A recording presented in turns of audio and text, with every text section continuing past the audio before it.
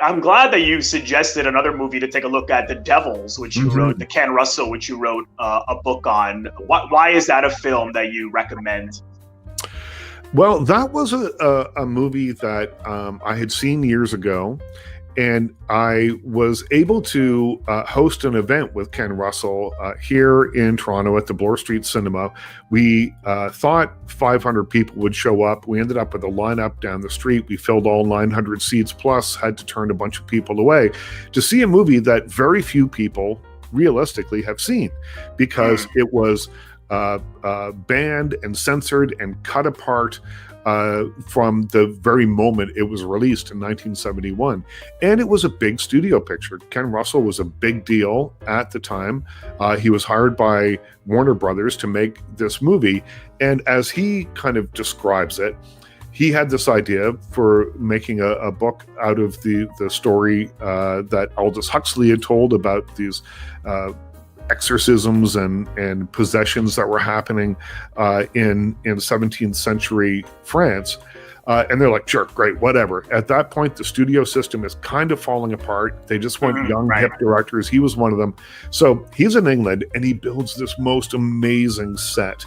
And he's got big stars, Oliver Reed and Vanessa Redgrave headlining this story.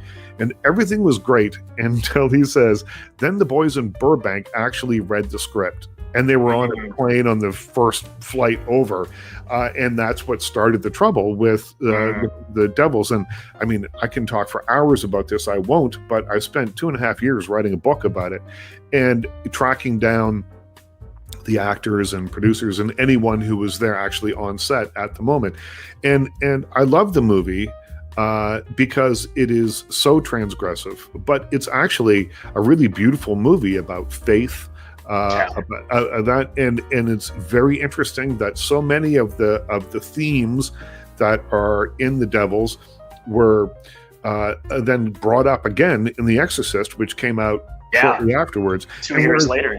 Whereas The Devils had been pilloried and consigned to the junk heap, the delete bins of history, The Exorcist becomes a giant hit. And I think that there's a couple of reasons for it. I think one of the main ones is that Ken Russell's in-your-face style. I mean, there's a sequence in the movie called The Rape of Christ. I mean, this is a very heavy-hitting movie, not for the faint of heart.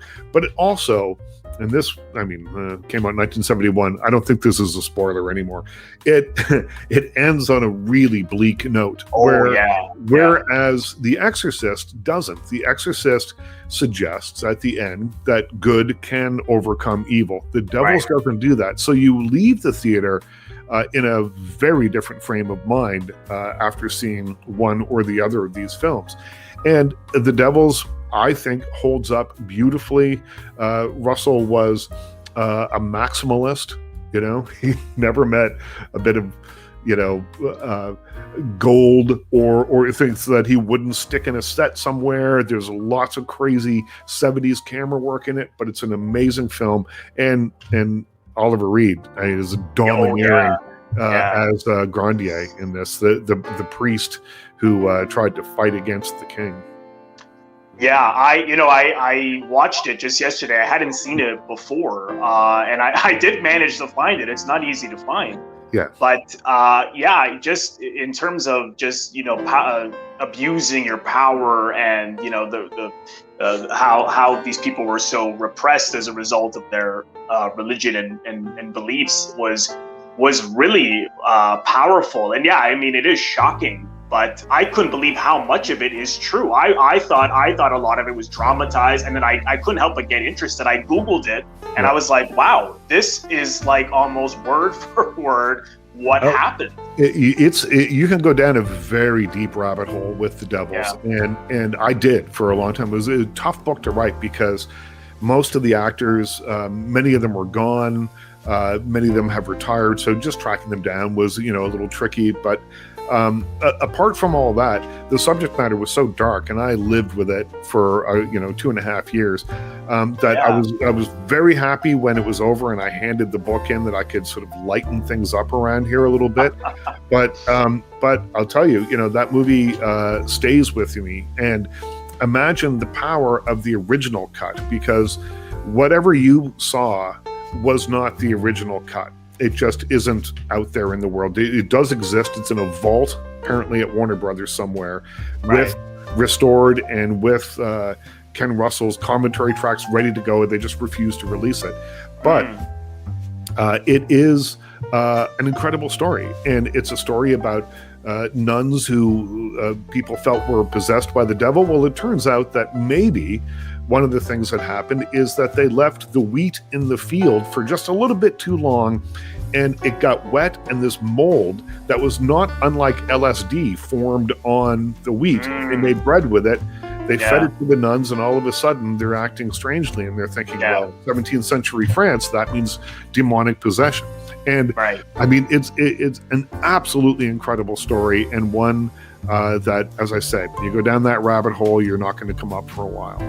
I was going to ask you about that, because just this morning when I got out of the shower, I was telling my wife a little about it, and she was like, I don't want to hear about this. And then I thought, how did Richard write a book for 2 years? Like, just to get that in your... watched the movie about 100 times. And, in the original edition of the book, I did an almost like frame for frame breakdown of the movie, and it took a month and a bit to write. And when I handed it in, the editor just said it's too much. It's too graphic. It's just too much. And they were right. And we ended up taking the information and kind of spreading it out over the book. But there are scenes in that movie that once seen will not soon be forgotten by anyone. Oh God, yeah. No, I don't think I ever will. Hello to a friend of mine, Malcolm Taylor, is asking, where can you find The Devils? I found it on a free internet streaming service through the library called archive.org. They have a lot of old movies for free, and they have both the uncensored and a censored version. Right, and even the uncensored version isn't the complete uncensored version. There are scenes that were just dismantled and sort of lost for time. So there are people who have tried to recreate those scenes and put them in, but it's not quite the same as the original cut. You can also find it, the BFI, the British Film Institute, had a pretty good, a beautiful looking print of it that you could buy on DVD, but again, not complete. And that's the holy grail, is finding the version of this film that has everything in it. Yeah, I'm gonna definitely read the book, because I'm extremely intrigued by this whole thing.